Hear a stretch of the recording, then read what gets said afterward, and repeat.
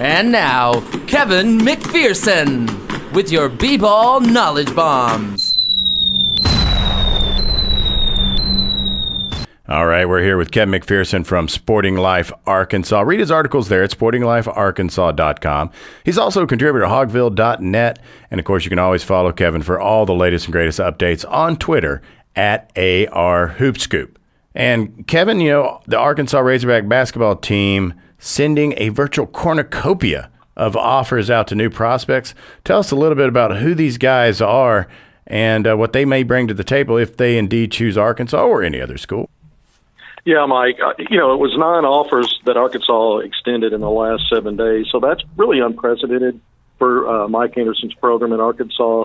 I'm not sure that he's ever had that many offers go out in a week span at any point in his career, but, it's actually 10 offers if you go back to April 21st, and on that day, Arkansas offered a 6'8" forward for the class of 2019, Malcolm Dandridge. Played at Memphis East High School with Penny Hardaway. Last night he committed to Hardaway, who's now the head coach of the Memphis Tigers. So you really didn't think Arkansas had much of a chance to get him, but that was really the first of 10 offers. Now, the 9 that went out this past week, it all started last Thursday when players with Arkansas ties got offers, 4 of them. 2019 big man Jason Jittibo, 6'11" power forward, center. They list him at 270. I'm told he's a little, probably around 285. Plays for the Woods Elite 17 and under team that's based out of Arkansas. He's played high school at Hamilton Heights up in Chattanooga, Tennessee. So he lives in Tennessee, but plays with the Arkansas grassroots program. But here's a young man that's powerfully built, just a large body, wide body, large frame, space eater inside. But he's got, I like to say, he's got those dancing bear feet. He moves pretty well around the basket, a lot better than you think when you look at him. He gets a lot of rebounds. He kind of gets up higher than you think he can to get rebounds. Of course, like I said, he's a space eater, so it's not easy to battle on the boards with him anyway. He'll also get off his feet quickly to block shots. Now, he's still a work in progress in terms of getting up and down the floor, extending end-to-end the way that Arkansas likes their bigs to move, but he has lost weight. I think he's going to continue to work on conditioning and lose weight. Unfortunately for him, he was really catching fire, one of the top players in Dallas on the Nike EYBL circuit, and he's injured. He's had an injury. He's going to be out 6 to 8 weeks. So, but he'd picked up offers not only from Arkansas, but Tennessee, Florida, Auburn, Wake Forest, and a lot of schools really closing in. And so it's tough for him, isn't it, to sit out for a while. But Arkansas did extend that offer last Thursday. And then we start looking at that class of 2020. We've talked so much about how deep it is in Arkansas, and maybe the best class ever. And now some of the big-time scholarship offers are starting to kind of back up that notion. Chris Moore, the 6'6" combo forward out of West Memphis, he's a guy that, Arkansas has had on campus several times. He took an unofficial visit last December for the Minnesota game and was really excited. And Arkansas offered him on Thursday as well of last week. Chris is really a high-energy, high-motor guy. At 6'6", he's undersized for an interior player. There are some parts of his game that are reminiscent of Corliss Williamson and Alandis Harris, guys that were, in the 6'6" range, kind of undersized interior players. But Chris's motor is always running. He's a leader on the floor.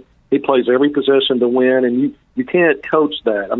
You can try to coach it, but he's got it instinctively. And so here's something that you're not going to have to worry about with him is effort. And, he's really quick off the floor. He's, I call him explosive. He's not a big, high leaper, but he leaps, so he's not plus athleticism in that department, but he's so quick getting off the floor. And so I still consider him to be explosive. He's a guy that he'll go grab a rebound. He's got good enough handles to put it on the deck and actually start kinging the outlet and push the ball up the floor. He doesn't handle as well quite as a guard, but he does have that capability. He's also shown me at different times the ability to step out and hit a mid-range shot. I know in some circumstances he's knocked down a couple of threes, but that's really not his game to face up. But he's so explosive off the bounce. If he turns and faces you up, he can get by bigger forwards and get to the basket. And so really like Chris Moore. Gerald Dokes, a 6'2" combo guard out of Jacksonville, also on the Woods Elite 16U with Chris Moore. He also got an offer.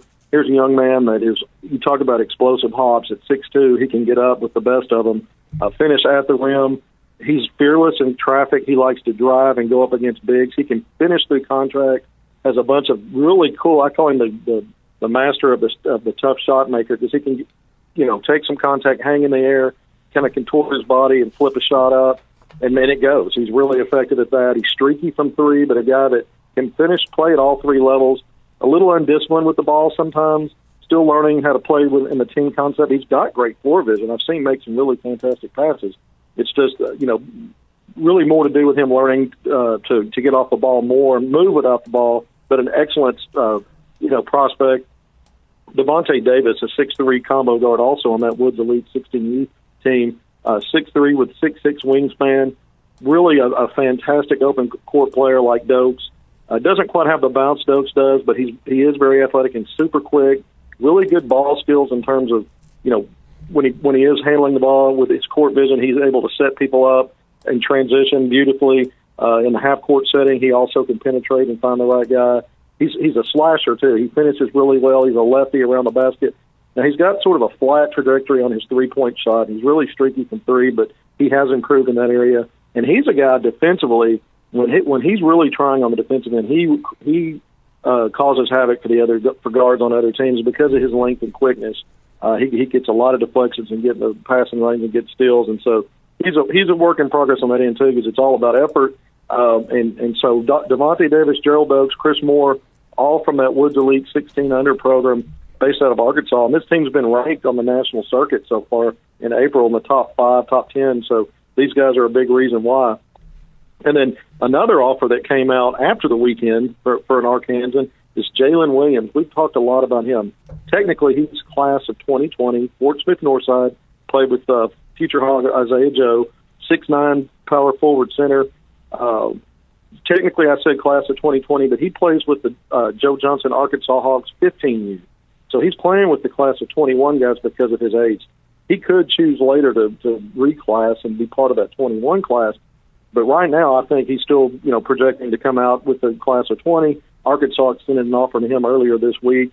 What can I say about Jalen? I haven't already said. I mean, he's got soft hands, excellent face-up skill for a guy his size. Doctors think he may grow to 6'11", but he can step out and knock down a three. He's very decisive, too. When he catches the ball, he spots up and shoots, or he sees a cutter, he'll make a good pass. Very good passer for a big man. Like I said, soft hands. He's also got some nice post moves. He'll post up in the low block, catch a pass, and use multiple ball fakes and little hesitation moves to move the defender. But finishing around the basket's another thing. He's got a big frame, and sometimes I don't think he realizes how strong he is. He does need to get stronger, but he tends to finesse a little bit around the basket because his skill level's so high, and that's something he's working on. But he can be a volume rebounder and shot blocker. A little inconsistent in that, but there are stretches in games where it seems like he's getting every rebound and attacking every shot and either altering shots or getting a piece of it and blocking it. So I think that's a great offer from Arkansas for Jalen Williams, a young man that's, and you look at some of the offers some of these guys have picked up. When I go back to Chris Moore, Gerald Dokes, Devontae Davis, Oklahoma State offered right after Arkansas did. Ole Miss is coming in and offered these guys. Jalen Williams, I know Oklahoma State and Stanford are very interested in him. So here, when you talk about the Arkansas kids and the young man Jason Jitabo out of Tennessee, they all play with Arkansas grassroots teams, and they all got offers. And there's a few more I need to talk about here that are out of state that Arkansas offered as well in the last week. Well, Kevin, I've heard there's some out-of-state prospects as well that just recently got some offers. Do you know anything about those guys? Yeah, Mike, and Arkansas really, like I said, this is unprecedented to get out as many offers as they did. We just talked about the in-state guys, but C.J. Walker, class of 2019, a 6'7", small forward wing out of Orlando Christian Prep. He's a four-star player, top 100, I think, rated number 86 in the composite national rankings. But he told me he's very interested in Arkansas. He said he's the kind of player that likes to play full court press defense, an open offense, and run with the ball and get up and down the court. So, here's a guy that has already told me he's very interested in Arkansas, and he told me he plans to visit. So he got an offer this past week.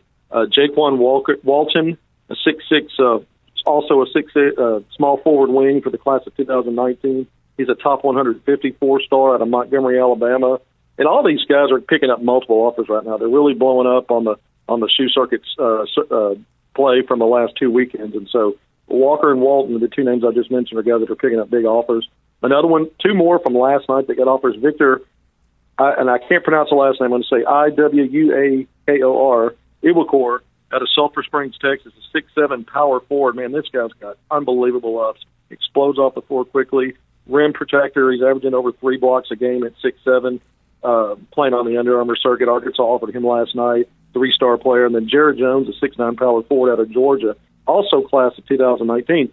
So if you start looking at these guys that have gotten offers from out of state, from all class of 2019, you've got a couple of wing forward types and a couple of inside players. And you can see that Arkansas is looking really to bolster that front line, especially with the idea that Daniel Gafford will be gone in a year. And, you know, it may also be a sign that Arkansas is going to sit on this last spot that was, you know, that they didn't fill for 2018. Now, I'm not saying it's over. I'm not convinced they're not going to sign somebody still, but it's been really quiet on that front. You see all these offers going out in positions of need for 2019. Well, definitely sounds like it's heating up on the recruiting front for 2019, Kevin. I'll tell you that. And some good sounding, good name offers out there for these kids, folks. Don't forget, follow Kevin on Twitter at ARHoopscoop. That's capital A, capital R, capital H, OOP, capital SCOOP. You can also read his coverage at sportinglifearkansas.com. See his contributions on hogville.net. But we'll be back with Kevin McPherson of Sporting Life Arkansas after this break.